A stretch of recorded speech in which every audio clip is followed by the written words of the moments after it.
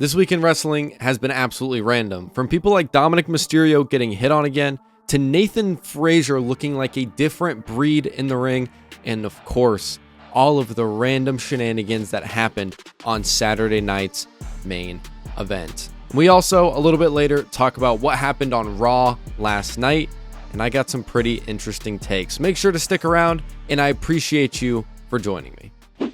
Warning. The following podcast may contain unfiltered opinions, reckless nostalgia, and potentially dangerous opinions about the world of professional wrestling. Side effects may include shouting at your screen, texting your ex, and Googling the proper way to hit a frog splash off your couch. Do not try this at home.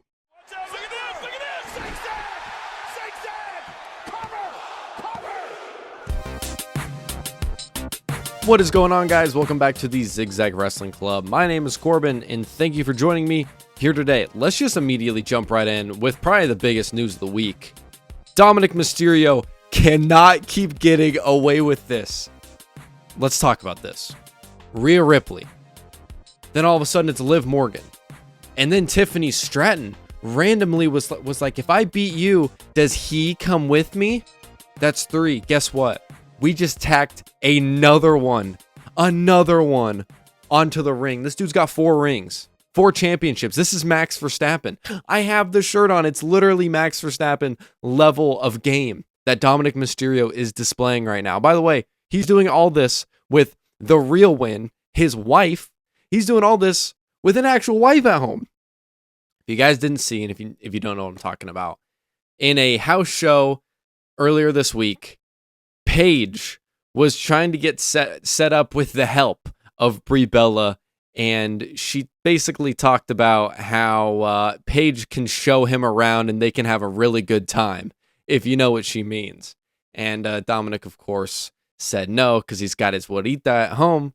But again, he just can't keep getting away with this. He has that super iconic photo from about a year ago, and it's Maxine Dupree and Nikki Bella and Brie Bella and Chelsea Green and like all of these girls that every guy, wrestling guy on the internet's like, they're so hot. They were just all standing around Dirty Dom. And I mean, he just cannot keep getting away with this. Like, where's the ref?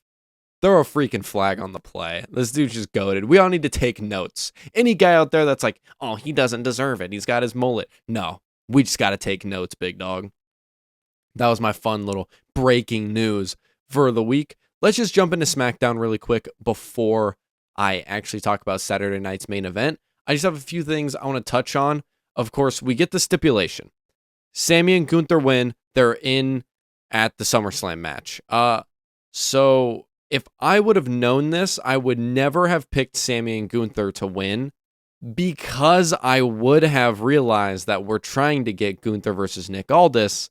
And so it wouldn't make sense for him to win because we're trying to get Gunther versus Nick Aldis. Then he'd be in the Fatal 4-Way match. It would have made no sense. So me not seeing that or realizing that that was a thing definitely screwed just one of my picks over at Saturday night's main event. But also, I didn't know the stipulation was happening until they announced it on SmackDown, or I just completely missed it prior to. But that happened there. Who knows where Sami's going to go? We're going to talk about that in a sec. But what I do want to talk about really quick, women's interim championship.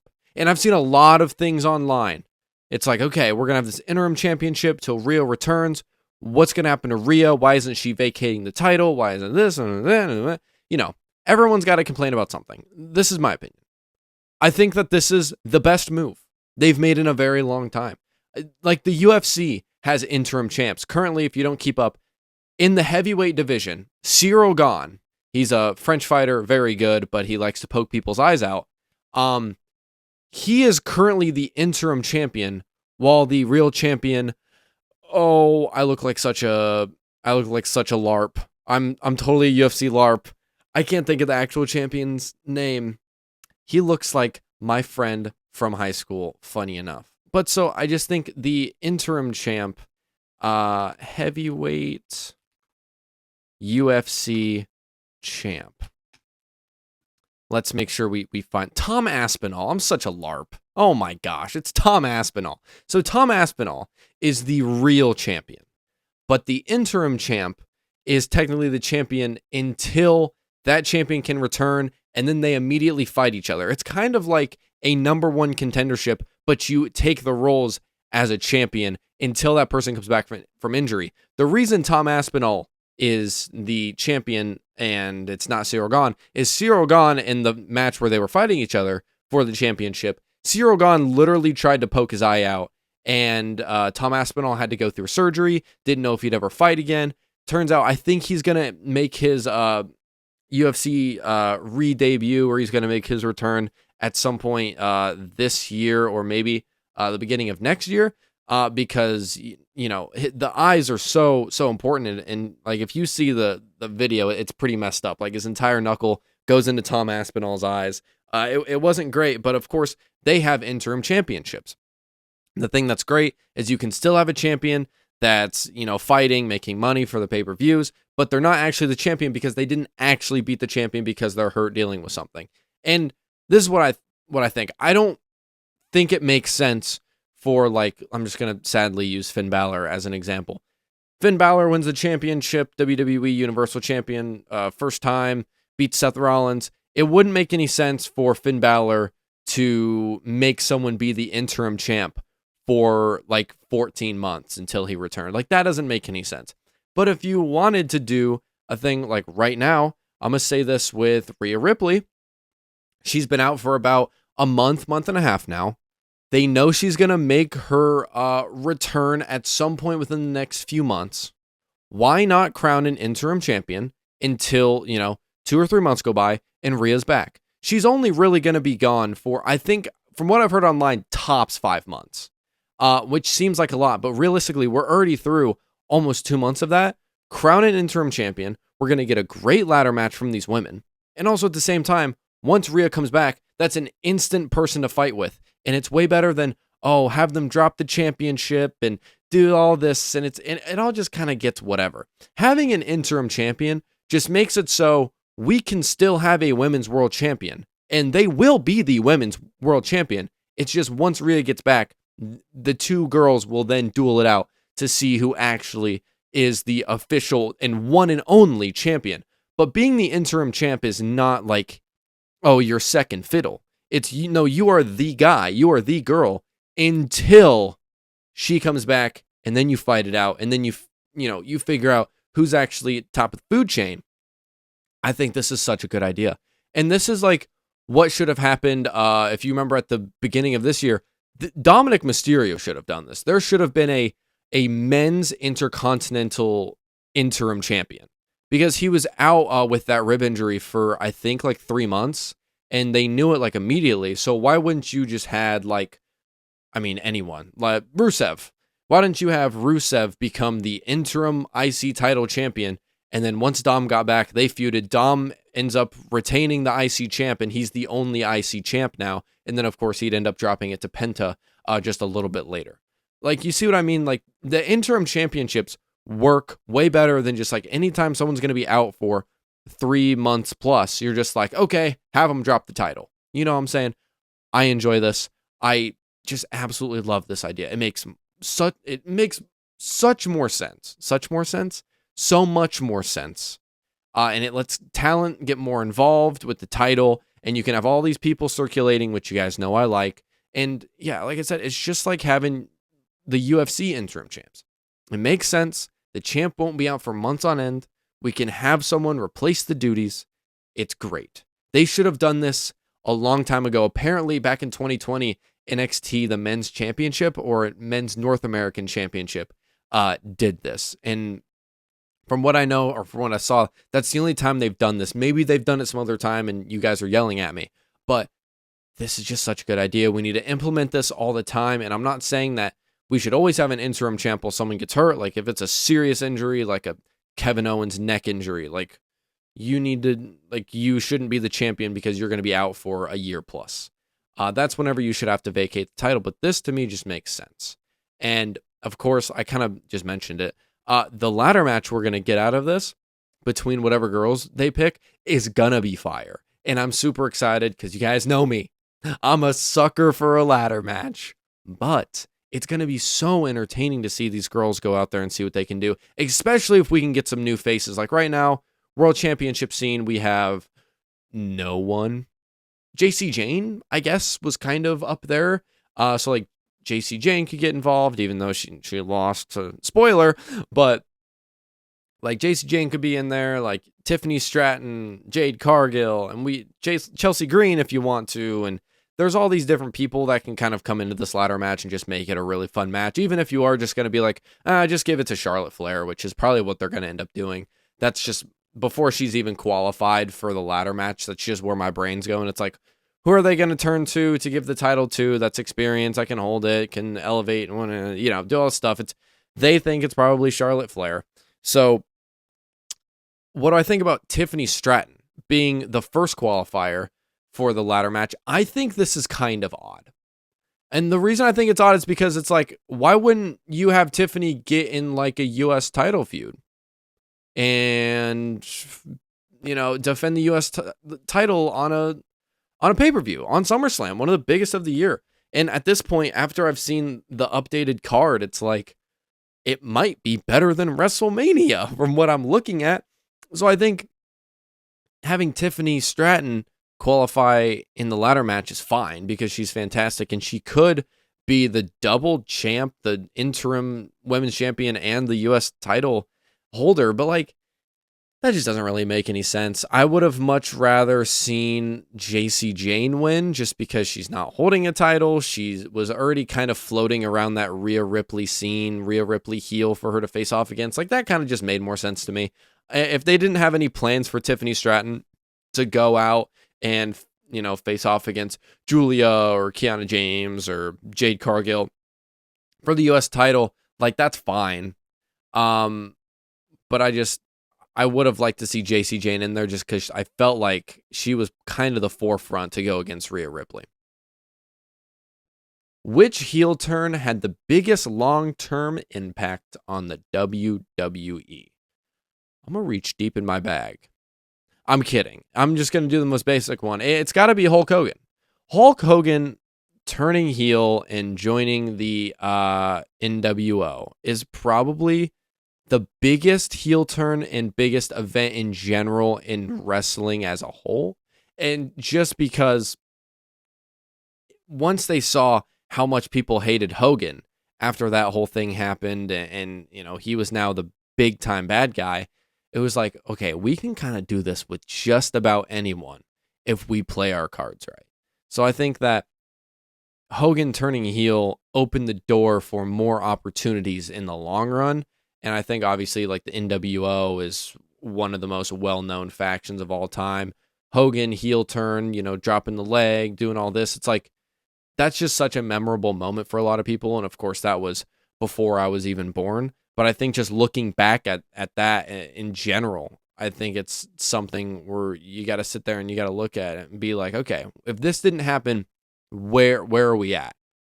And, I don't like to always focus on the if, right? My mom had balls, she'd be my dad. But if that didn't happen, where's Hulk Hogan? Where's the WWE? Do we have these giant heels like a Seth Rollins, like a Dominic Mysterio, like Gunther, like, whoever you want to deal with? Heel Randy Orton, like, however many years later. You don't end up with those guys if you don't have someone turn heel as crazy and as big of a stage as a Hulk Hogan babyface, the babyface QB1 guy turning heel and becoming absolutely hated. So none of this happens without that. I think it's probably the biggest long term. Now, if you want to look at a story, obviously Seth Rollins with the shield and the chair. We're even still seeing that right now going into SummerSlam 2026, and that happened in what, 2014? 2014, I believe, was whenever it happened. So like 12 years later, that's still playing out. So I think storyline wise, that's probably the longest term impact, but just long-term impact on the WWE, the company, and on wrestling in general, I would say it's probably Hulk Hogan. What do I think of Jade winning by DQ after like a minute? And what does Charlotte do? I thought this was so weird. Like, why didn't we let Jade and Nia have like their own match? Like, they could have played it out just a little bit longer. It was literally like 1 minute, and then Charlotte was in there. She gets Nia Jax DQ'd. Nia Jax is pissed. Jade Cargill ends up in the ladder match. Like, obviously, just like really stupid move by Charlotte Flair. And now Charlotte has to face Nia Jax this week to get her spot into the ladder match. And I gotta be honest, oh man, people are gonna hate me for this. I would rather see Nia Jax in the ladder match just because I think they're gonna end up having a bunch of almost all the girls are like somewhat high flyers or are gonna do all the crazy stuff. You want that one person that's gonna ground people, and Nia Jax is perfect for that. Jade can do it as well, I think, but if you had more than one person grounding people, getting them off the ladders, being the muscle of the match, I think it would make it a little bit better. I wouldn't be mad if Charlotte won. Honestly, between those two, I don't really care. I think Charlotte probably will win because they would probably want to put the interim championship on someone like her, but who knows? Who knows what the WWE is thinking? Nathan Frazier, let's touch on him real quick. Genuinely a different breed. His Phoenix Splash, Springboard 450, so much more. This dude's moveset's insane. I thought I'd just shout him out because he's a dog. I hate his theme song.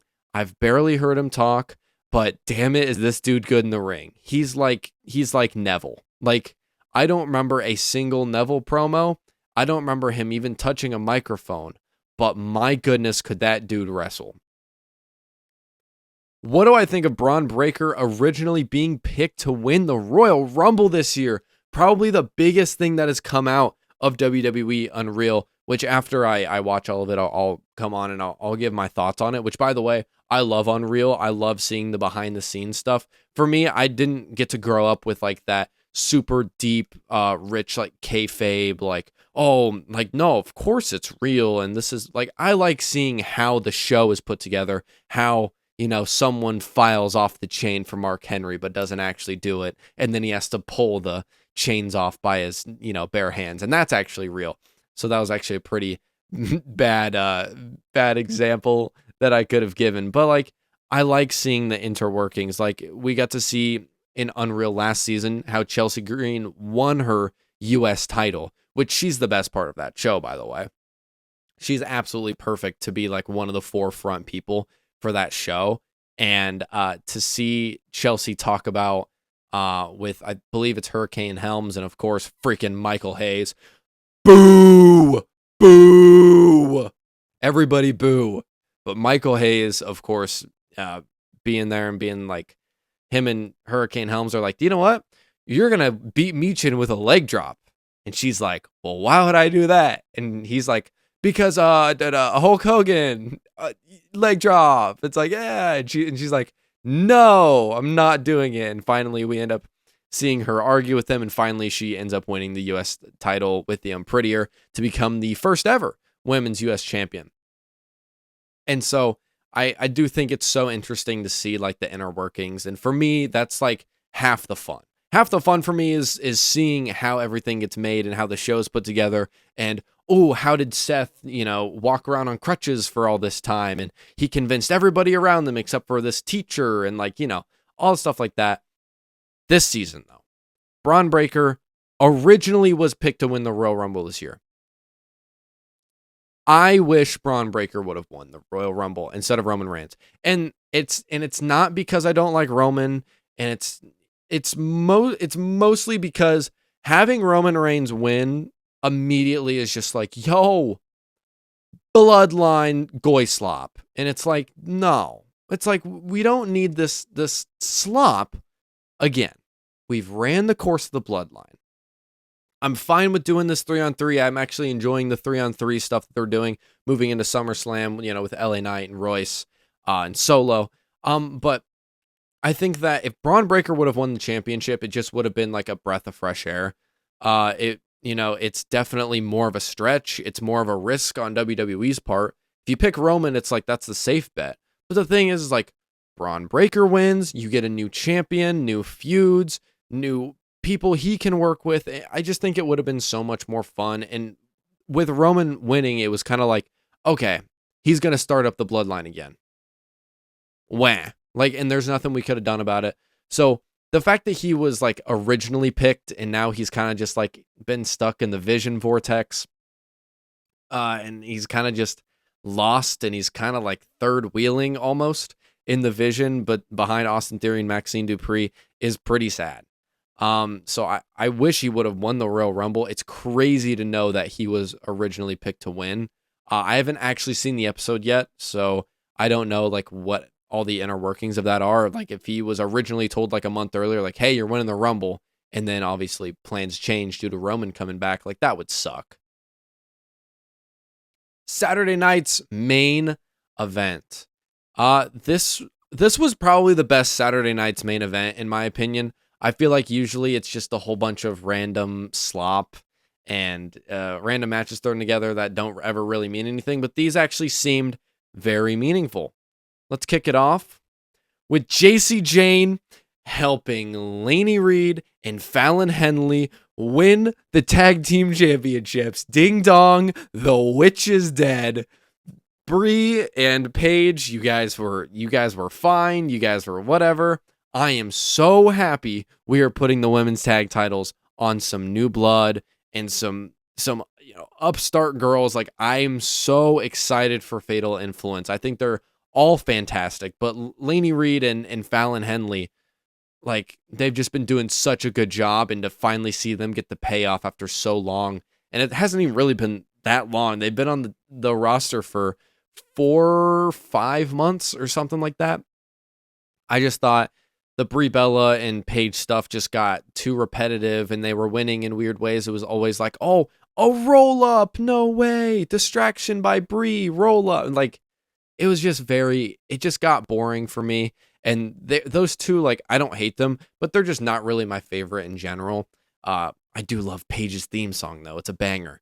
But I am just so happy that they decided to maybe roll the dice a little bit on some new champions, on people that haven't been in the company for very long. But I think they are not going to regret this, because I think that Fatal Influence can have an absolutely insane tag run if they let it happen.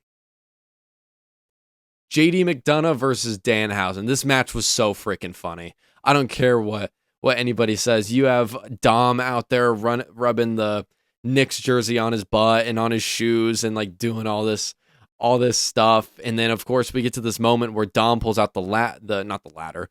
Sorry, I'm already I've been in ladder mode because I'm excited for the women's ladder match.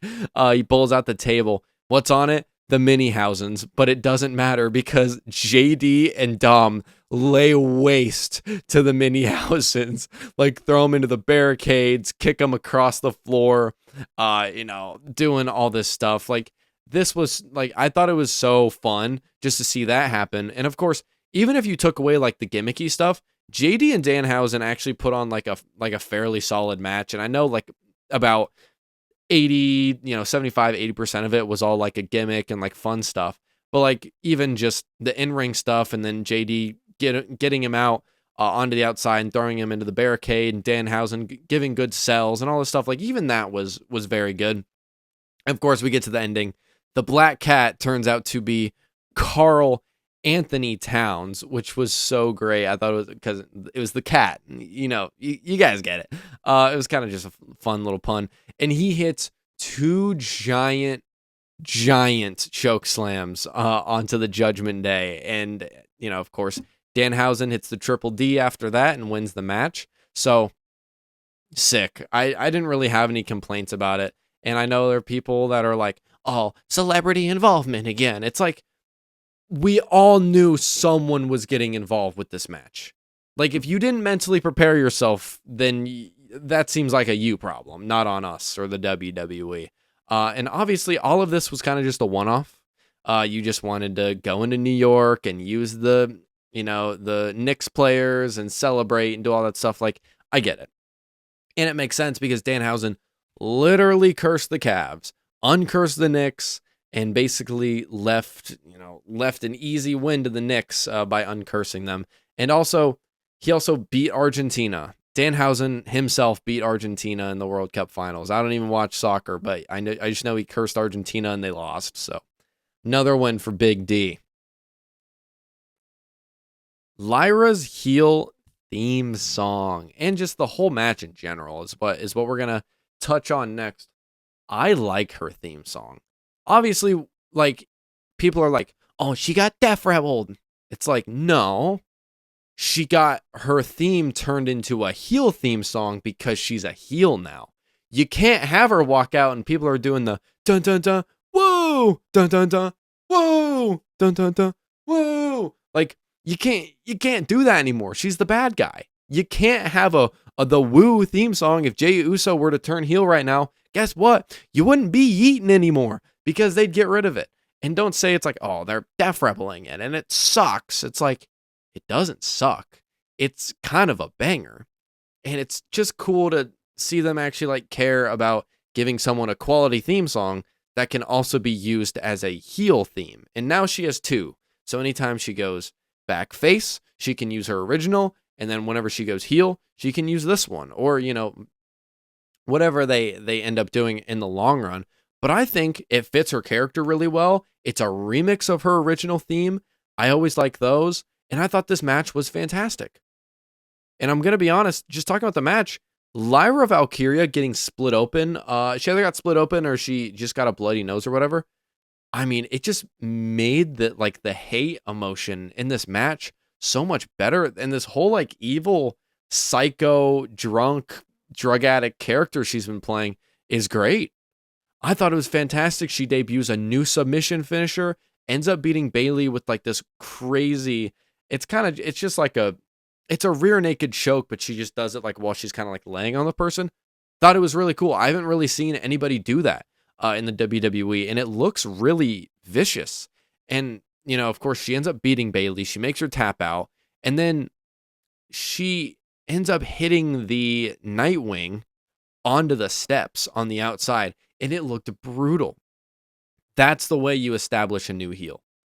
You don't do this thing where it's like, oh, they did this, and oh, look at them, they're so mean in the promos. And no, you turn them heel, and the very next match they have, you make them an absolute menace, and you change. You don't use this wrestler's stock settings. You got to change things up. You change the theme. You give a new menacing finisher. You make her just filled with hate, almost, is kind of what we get from Lyra Valkyria. All these changes have led to a massive upgrade for Lyra, in my opinion. She is pulling this off extremely well. I got to be honest, I'm a little bit shocked. I'm a little bit shocked she can pull off this whole heel evil character thing so well, but she needs to run with it because so far, I'm going to be honest, I think this is some of the best work of her career so far, at least from what I've seen. The tag match between Cody, Punk, Gunther, and Sammy was a banger. Non-stop action all match. I thought it was very fun. Nick Aldis screws Gunther again, obviously setting up Gunther versus Nick Aldis, which was made official after on the post show, and that's it. Now we get Cody versus Punk at SummerSlam, another one-on-one. But here's the thing. I think Sammy might end up in this match. Just because, you don't want to leave someone that was just the world champion, literally earlier this month, or I guess technically last month, whatever. You don't want to leave them off the SummerSlam card. That's kind of a weird look, in my opinion. But if we put Sammy in this match, I wouldn't be mad at it. I feel like what they always try and do is do okay, Roman and Seth are going to do the one-on-one. We can't do another title one-on-one. The other title needs to be a fatal four-way or a triple threat or this or that. I feel like it's not that it's weird and that they shouldn't do it, but I would prefer not to have two just one-on-one matches. I would prefer one of them's a one-on-one, the other one's a triple threat, or the other one's whatever. I think that Sammy is going to end up in this whether people like it or not, and I think it's good because you need a heel in there, and he's a heel now in my opinion. So OTC and Jalen Brunson. Let's just talk about this. I like Jalen Brunson. I like Roman Reigns, but they just had a glaze off. They literally had a suck and schmeat off until my GOAT Tyrese Halliburton showed up and shut them up. and he comes out with the Seth theme song, and he's walking out with the chair. He's so awesome, dude, and he's such a big WWE fan, so that's what's cool to see. And so is Jalen Brunson. So I bet Jalen Brunson being in there with the OTC was really sick. That's probably like a dream come true for him, honestly. But Seth then shows up, a little surprise attack. Jalen Brunson steps in front of Roman Reigns and makes Seth not hit the stomp, and then it's a whole bunch of slop. But I didn't love this segment, if I'm going to be honest. I thought it was just a whole bunch of glaze that I didn't care about. My favorite part was Tyrese showing up, because I literally turned to my dad and I was like, what they should do is they should have Tyrese Halliburton come out, because everybody in New York hates Tyrese because, he owns them. And so, of course, what do you know? Tyrese shows up. So that's my guy. I enjoyed him showing up, but that's pretty much it. I thought it was a pretty trash segment, to be honest. Do you think AI will create more opportunities or more problems over the next decade? So the next decade is difficult, because if you look at it within a decade, just 10 years. In 10 years, I think we'll be at the point where AI is solving problems and creating opportunities for people and making our lives easier at the 10-year mark. After 10 years is, I think, whenever we're going to see this big dip where there's going to be problems. Like if you look at social media, for example, social media starts off and it's like, okay, people can text each other, send each other pictures, do all this, do all that. And it reached a peak. And then it was like, oh my gosh, like people are, growing businesses on these platforms, and they're creating promotional videos for companies, and they're doing this and that. And social media is so cool. We can talk and keep up with people all over the world. And then we hit this little plateau and a giant dip because people start sending each other weird stuff. There's terrible videos uploaded online. There's so much hate. There's so much hate online, and I hate it. But again, social media started off as like, oh my gosh, so many opportunities were made through social media. And now it's turned into, okay, there's more problems being on social media and following social media than anything else. And I think AI is going to be the exact same. We're going to get to a point where it's like, oh, companies can use AI to help track their funds and their stocks, and maybe people will get to the point where it's like, oh, we can use AI to do this and that. But even then, I don't think there's too many uses where AI will be so beneficial that it's like life changing. Like social media for me was I think for most people it's pretty life changing. I think that AI will be, but I think it's going to cause way too many problems where it's like, okay, now people are losing jobs, people are being lazy, everything's going to turn into just a bunch of meaningless slop because you didn't make it. That's another reason I love making YouTube videos and editing my own YouTube videos, is because I got to put in a butt ton of work to get these out. Not the podcast. The podcasts are easy. But like whenever I make my own videos, it's like, okay, I got to go find all my pictures, find all my B-roll, find, all these bits of stuff to put into this videos. And sometimes it literally takes me like a week or two to get a video like fully processed. Also, obviously, I'm not working on it 24/7. Like, don't think that. But it's like I'm just dedicating like, okay, an hour a day, every single day, 2 hours a day, every single day, or whatever. And it still takes me that long to fully finish it. So I think that it'll get to a point where stuff becomes meaningless, and videos and all this stuff online becomes meaningless, and we don't know what's real and fake, just because AI will be able to do more than probably what it should. So I'm going to say in 10 years, I'm going to say there's going to be way more problems, but I think decade just might be a bit too short for AI to actually reach like that plateau I was talking about. So who knows? I like AI, I really do, but I think it's going to just get pushed too far eventually. They kick off Raw with a banger. The Vision versus Dragon Lee and Javon Evans. I mean, like, talk about banger, banger, banger, banger. Javon Evans, he's bouncy. Dragon Lee, he's fire.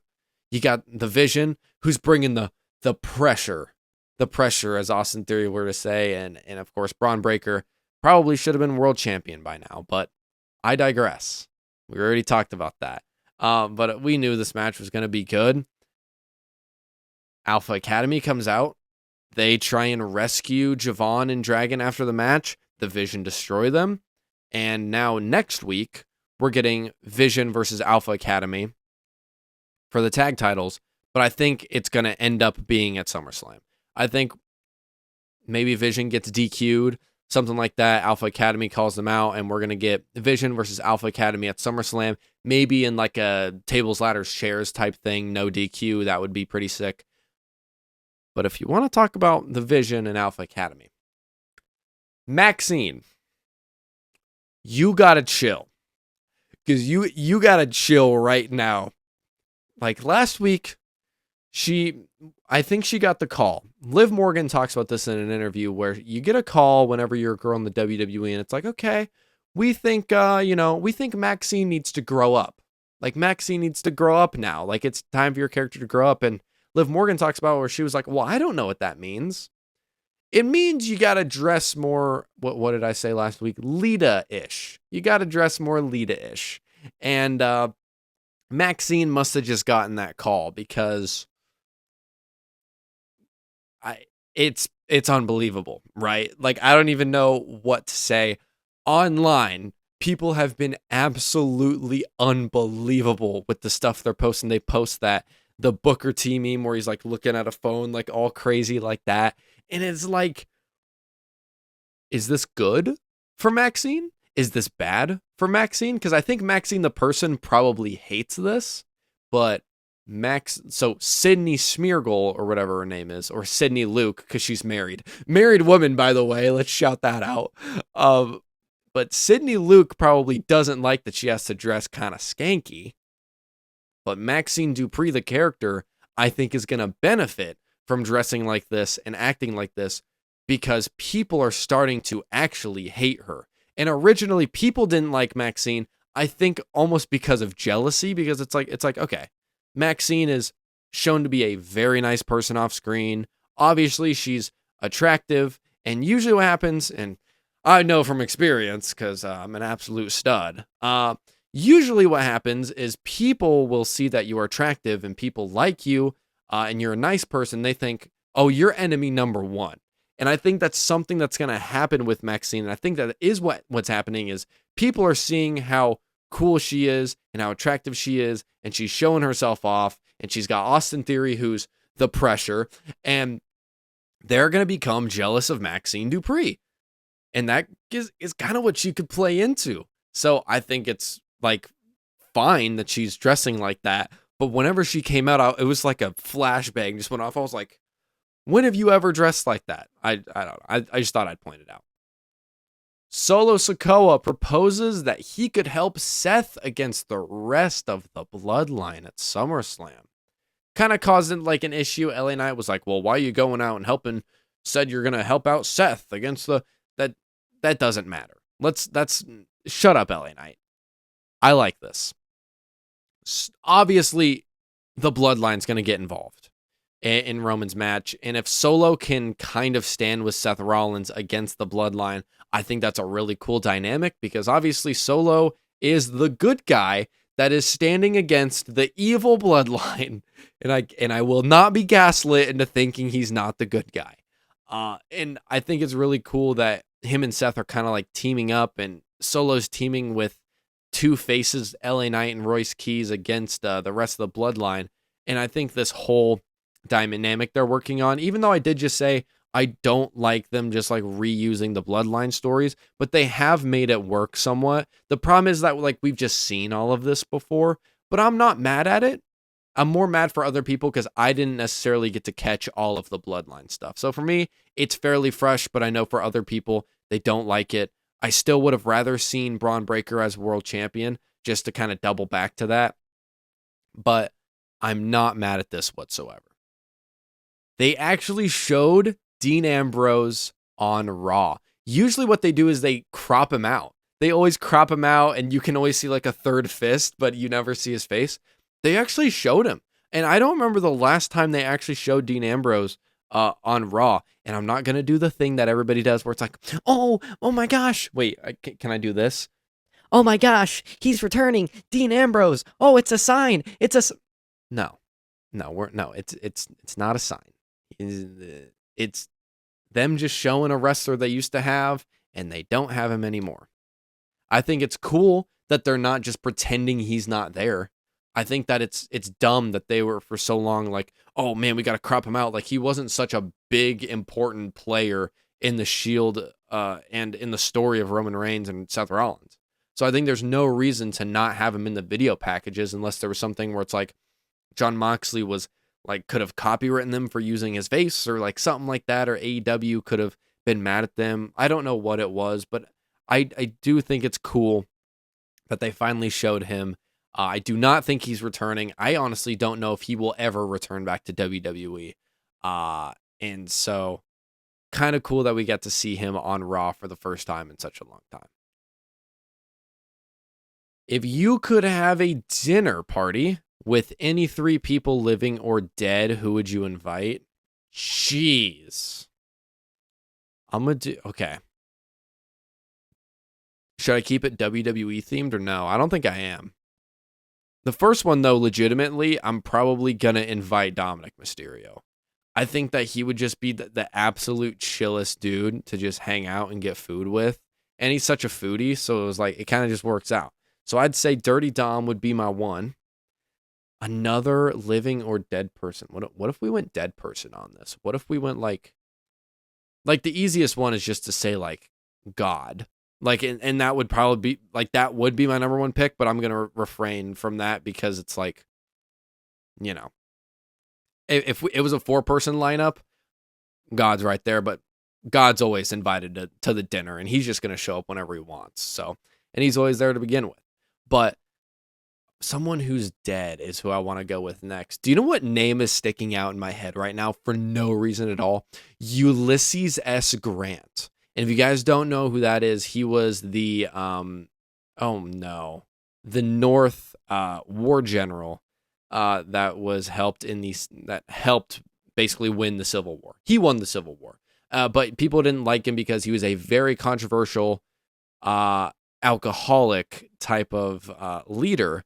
But he was so crazy that his battle strategies actually worked. And I think talking to him would be absolutely insane because from what you hear from stories in history, he's absolutely insane. But he's a war general and he basically won the Civil War. Give me Ulysses S. Grant. And another living person. Who else is coming to dinner?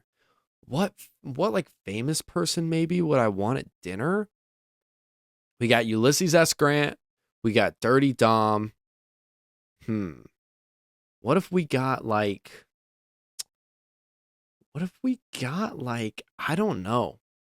Chelsea Green is also there on the DL. She set the thing up. Let's not forget about her. But I don't want to do like mostly wrestlers. I want to steer off from that. Give me like, this is so hard to think about just off the top of the dome ski. Give me like Will Ferrell or Adam Sandler. Honestly, both of them. I'm changing it to 4 celebrities. We're having, okay, I just deleted my entire line. That was sweet. Okay, yeah, we're having 4 people. We got Dirty Dom, we got Adam Sandler, we have Will Ferrell, and we have Ulysses S. Grant. I think that'd be the best dinner you could possibly ask for. That would be insane. If you got any dinner ideas for who whatever 4 people you would invite, drop them down below. I'd love to know. Joe Hendry beats Dirty Dom with the help of Danhausen's Triple D. And even after the match, I was sitting there like typing into my phone. I was like, okay, we're probably going to get Dom versus Danhausen. And then about 15 minutes later, it was made official. Dom versus Danhausen at SummerSlam. This story makes so much sense. And there's a bunch of people online that are like, oh, this is just a whole bunch of slop. So Danhausen can... Shut up. Shut up. It makes so much sense, and here's why. Dominic Mysterio was the very first person to get cursed in the WWE. He gets cursed, loses his IC championship. They obviously, I think he gets cursed again, loses to Finn Balor, doesn't get the help of Danhausen, loses to Oba Femi. He steals money from them. They've had this whole feud going on. as much as I don't like Dom not being in like a title scene, or he should be in the main event scene, in my opinion, but like at least he's involved with something. And I think you could have a very fun match between these two because both in-ring storytelling, they're the top of the game. In-ring storytelling, they are both at the top. Here's an idea if you wanted to give Dominic the win, because I've thought about this. I don't think you have Danhausen like go undefeated forever. I don't think that's how it works. Like, let him lose. And maybe I'm just saying that because I'm a Dom Glazer and I want him to win the match and be the first person to beat Danhausen. But if you wanted to have Dom win, hear me out. You have Dom beat up Danhausen, and he's doing all this stuff. Randomly, Danhausen gets the edge on him, and he's getting ready to hit the "You Are Cursed," and right as he's about to do it, Dom pulls out a mirror right in front of him. So Danhausen now curses. Oh, did my backlight just die? Well, that wasn't very cool. Anyways, we'll just continue without it. He curses at the mirror, obviously now looking at himself. So now Danhausen has cursed himself, and then maybe he gets up on the top rope to do something, and the pyro goes off, and now it's all kind of like blowing up in Danhausen's face. I think that would be really, really funny, and I think that'd be a fun way for him to lose. It's not because his curse lost, it's because he lost by accidentally cursing himself, again, making it so his curse is undefeated. Because that's really the thing that's undefeated with Danhausen. It's the curse. It's not technically him. I think that'd be fun. That's my little fan theory and fan booking. But the final segment between the Bloodline, Royce, Solo, and LA has me hyped for the match. I've kind of been talking about this the whole time. You know, they have the Bloodline stand tall. Royce Keys, Solo, and LA are kind of just trying to get their get back, and Solo's, working with two faces, and the whole story just makes sense. A 3-on-3 is going to be a really good banger between these two. If I could add any element to the match, I would say, what if we did like an elimination tag where someone gets pinned, like they're out of the match, and you kind of just got to keep going until, one team's left standing. I think that would make it like a lot cooler of a dynamic, but whatever they do, it's like I'm fine with. I think it's going to be a good match. And for our last question on here, what's the best advice you've ever received? I'm gonna get deep for a sec. I usually do this every podcast, like at least once I'd get like way too deep into something. The best advice I've ever received was very recently from my youth pastor. His name's Kiefer. He's the GOAT, literally the GOAT, best guy I've ever met. Probably. I think he's probably it. He's invited to the dinner party, by the way. We're moving it to 5 people. Kiefer's going to be there. But I was having trouble kind of just like contemplating like what I'm doing with life. Because right now I'm in that stage where like, yeah, I'm going to college. I'm going into my sophomore year. I'm studying media and marketing. But it kind of got to the point where I'm like, well, what if this doesn't work? Like, what if this happens? What if this? And what if it doesn't work out? And what if the YouTube thing doesn't work out? And what if, I fall off the face of the earth, and what if I end up working, a 9-to-5 that I hate for the rest of my life? And I was constantly focusing on the what if, and I was telling him all this, and he goes, what if you stopped focusing on the what if and you focused on the why? Why do I want to do this? Why do I want to be successful? Why do I love doing what I do? So this took me a sec to kind of comprehend. So let's just stick it to any part of my life. Instead of me sitting there going, what if I don't get a job in media and marketing and that all blows up in my face and I waste 4 years of college? And maybe, what if we change that and it's like, why would that happen? Why would it happen? Probably because I didn't try hard enough. Why did it happen? Because I wasn't giving it 100% of my effort in all my classes. Because I wasn't being marketable by myself, because I wasn't selling myself to all the higher ups at the college I go to. Like, these are all possibilities, but the real why is like, why do you want to be in a position where you can do the media and marketing thing? Why do you love it so much? Why do I love sitting down and talking with you guys for an hour every single week? And I told him, I was like, well, I love it. And he goes, why? And this caught me off guard. It caught me off guard because it's like, I've never really thought of like why I love this. And I think honestly, and I think I actually have kind of touched on this before. I think I love doing this because I think, and this is going to sound weird, I think distractions are a good thing.